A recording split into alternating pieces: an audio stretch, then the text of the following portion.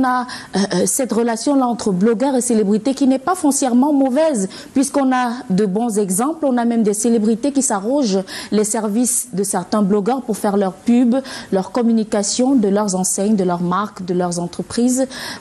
D'où vient-il que cette relation soit un peu comme celle de la poule et de l'œuf, où d'aucuns disent c'est grâce à moi que tu es ce que tu es, et que l'autre rétorque bah, c'est grâce à moi que tu es ce que tu es, alors tu ne m'interdis pas de parler de ta vie?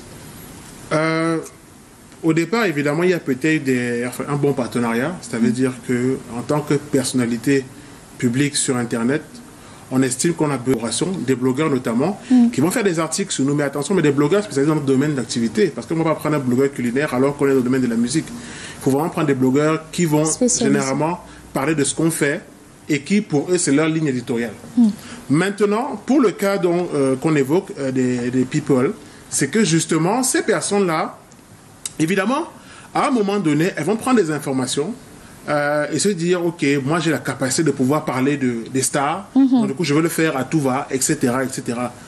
Là où je rejoins justement Boga, c'est que c'est intéressant parce que beaucoup de gens doivent doivent comprendre que lorsqu'on voit une publication d'un contenu média qui n'était pas en ligne et qui a été ramené en ligne par une personne, techniquement c'est un contenu privé.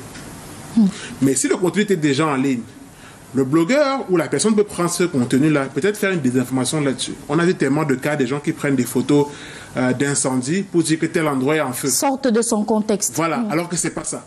Là, il est en train de faire la désinformation. Et là, clairement, on peut porter plainte. Mais s'il prend un contenu qui est déjà en ligne, il répond peut-être textuellement ce qui s'est passé. On a notamment vu l'événement heureux de Charlotte Djipanda, qui a été repris massivement. On a juste repris textuellement ce qui s'est passé. On n'a pas forcément eu à faire une désinformation là-dessus. Donc clairement, là, il n'y a pas de souci. Mais lorsqu'on prend une information et qu'on veut donner un sens nouveau à ce contenu, là, il y a problème. Donc clairement, je pense que généralement, quand on s'attache aux services des blogueurs ou d'autres services de blog, c'est qu'on doit pouvoir définir le cadre de collaboration. C'est-à-dire, ok, moi, je suis en train de lancer un nouveau produit. J'aimerais que tu m'accompagnes sur 2-3 articles. Les articles, soit c'est moi qui donne la direction, je peux rédiger du contenu que tu vas juste publier sur ton blog, soit tu rédiges en dedans ton opinion, évidemment en testant le produit au préalable. Donc beaucoup devraient justement cadrer cette collaboration et ne peut-être pas laisser à tout va. Et dans les cas où à la base il n'y a pas eu d'entente, où le blogueur prend sur lui de parler du produit d'un tel de façon bénévole, on dira peut-être que c'est ça qui explique les écarts. Et les dérives, tout à fait, parce que justement, c'est vrai que les gens disent qu'ils ont le droit de donner leur avis surtout sur Internet. C'est vrai, mais je rappelle encore cette notion de citoyen numérique, c'est que lorsqu'on prend la parole sur un sujet, on doit être sûr qu'on ne va pas tromper les gens sur un sujet précis. On doit relater soit les faits, donner un avis qui va peut-être pas heurter la sensibilité d'autres personnes aussi, mais ne pas commencer à faire une campagne de dénigrement qui va nuire justement à la réputation. Et là, forcément, la personne qui sera attaquée aura envie de réagir. Et c'est pour ça qu'on a vu justement ces people-là réagir en demandant de ne plus utiliser leur image. Et qu'est-ce que vous préconisez? On sait que dans vos ouvrages, votre orientation est d'africaniser la chose, de retourner peut-être à un contexte qui nous ressemble un peu plus en Afrique, parce que ces dérives-là s'observent peut-être parce qu'on copie mal des exemples venus d'ailleurs.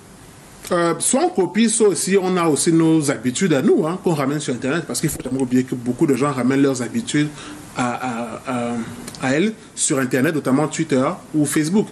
Donc moi, généralement, ce que je conseille, c'est que si, en tant que people, vous êtes victime d'une campagne de dénigrement, il faut déjà savoir qui est la source en fait de ce dénigrement. Lorsque vous l'avez clairement identifié, il y a plusieurs solutions. Généralement, vous pouvez contacter directement la personne sur un message privé pour demander de retirer. Ça peut se faire tranquillement. La personne comprend, il peut retirer. Maintenant, si la personne refuse d'entendre ce que vous avez demandé en privé, vous pouvez faire de manière publique pour qu'il y ait des témoins. Maintenant, si la personne refuse toujours d'entendre, là, on peut avoir recours à d'autres méthodes, notamment des méthodes juridiques. Mais il faut toujours être sûr qu'on est en son droit. Je rappelle à beaucoup de personnes, par exemple sur Facebook, qu'il est capable de signaler une violation de droit d'auteur sur Facebook. C'est-à-dire? C'est-à-dire que si vous constatez, par exemple, que votre musique, un extrait de votre film, ou même un de mes livres, par exemple, est utilisé, ou un extrait dont je n'ai pas donné l'ordre d'être publié sur Facebook, je peux porter plainte et je peux signaler à Facebook qu'il y a une atteinte au droit d'auteur.